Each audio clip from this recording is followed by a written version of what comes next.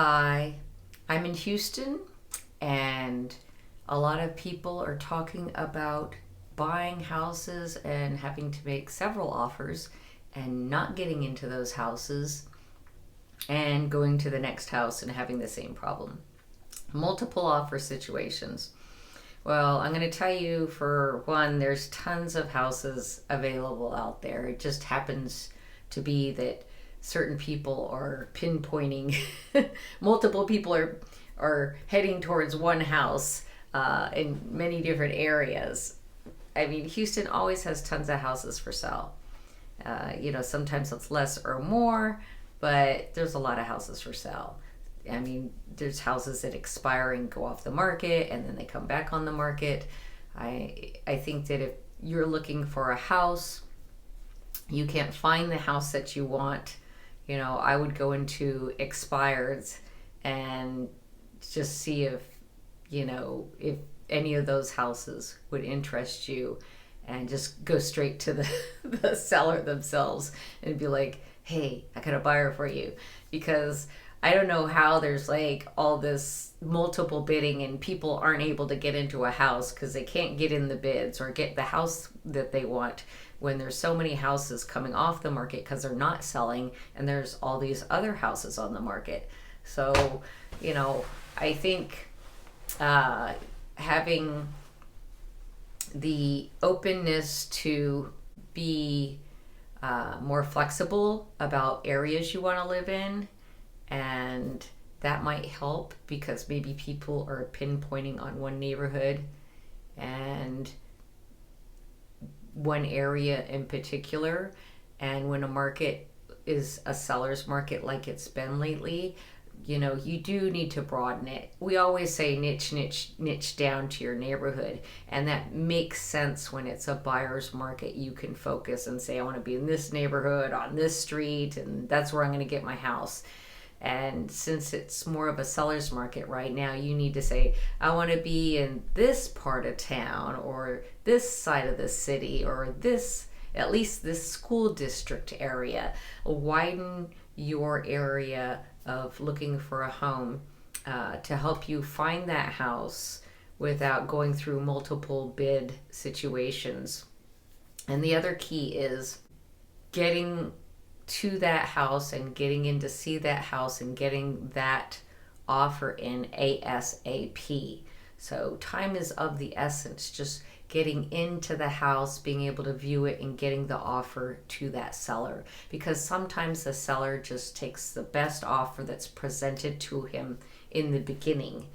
If there's multiple offers coming in, then they get overwhelmed with choices, and sometimes they don't accept any of them, or sometimes it becomes people are paying way more than they should for the house, and you're like, I don't want to pay more than what I can afford. Why should I have to pay $20,000 more that I can't afford, that the house I don't think is worth?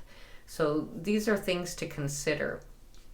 It can be frustrating, and when you're in Houston in general and you're wanting a particular thing like a pool home or something within a certain price range. Like the higher price range homes, they don't move as quick as the lower price range homes.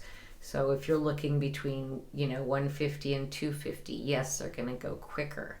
250 to 350, it's a little bit slower but still moving. But as you go up, over 500,000, things tend to not move as quick. Over $1 million, it takes a little bit longer. So just be aware, if you're in a certain price range, like the 150 to 250 or 250 to 350, houses are going to move a little bit quicker, and you have to open your area up a little bit of being acceptable to get into those homes. It's frustrating. You always want to make sure you have your pre-qualification letter ready, like know the max you're going to pay.